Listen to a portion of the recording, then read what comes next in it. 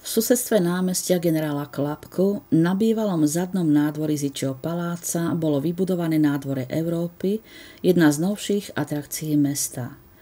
Jej výstavbu iniciovali dvaja komárňanskí architekti Nándor Litomerický a Péter Takáč s cieľom architektúrou symbolicky znázorniť Európu.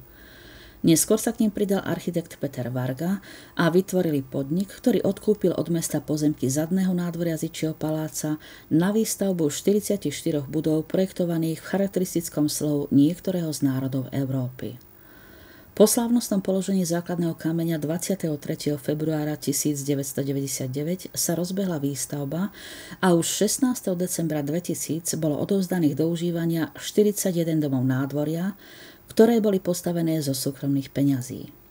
Žiaľ, nepodarilo sa postaviť štvorhviezdičkový hotel, plánovaný na severný okraj nádvoria, čo negatívne ovplyvnilo obchodný i cestovný ruch nádvoria. Každá z budov nádvoria Európy má v hornej časti obytné priestory, na prízemí sú podľa požiadaviek majiteľov vytvorené rôzne prevádzkové priestory, kancelárie, kaviarne, obchody, vinárne. Nad vchodom každej budovy je na mosaznej doštičke uvedené, v slohu ktorého národa je postavený. V suteréne nádvoria bolo vytvorený reťazec obchodných priestorov s názvom Europália, pod ním sú umiestnené garáže.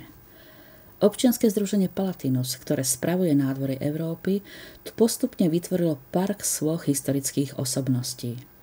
Nájdeme tu sochu Mateja Bela, autor Pieter Gášpar, Jánoša Esterházyho, autor Friedrich Janzer, kráľovnej Alžbety, autor Gábor Mihály.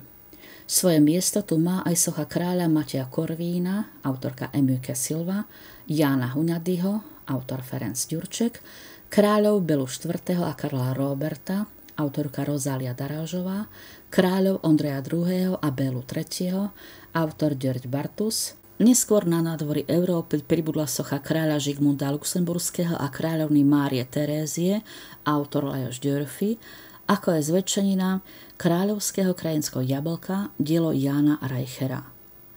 Na streche Vatikánskeho domu bola umiestnená zväčšená napodobenina svetoštefanskej koruny, pod ňou nad branou svätého Štefana inštalovali sochu tohto kráľa a jeho manželky, uprostred zväčšeninu mince vydanej kráľom a nad vonkajšou bránou svätého Ladislava sochu tohto kráľa.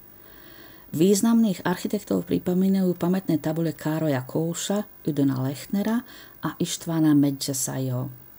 V južnej časti nádvoria je postavená replika hudobného pavilónu, ktorý stál kedysi v anglickom parku pred pevnosťou. Pôvodne z pavilónu mala znieť promenádna hudba, ale nakoniec v ňom zriadili piváreň, ktorá už medzičasom zanikla.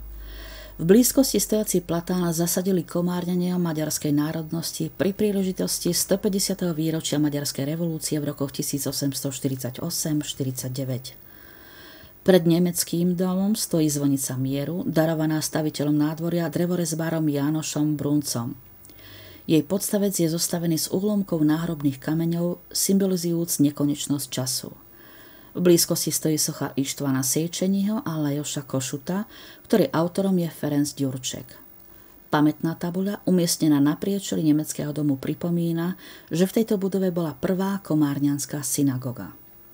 Uprostred nádvoria Európy je fontána zriadená mestom.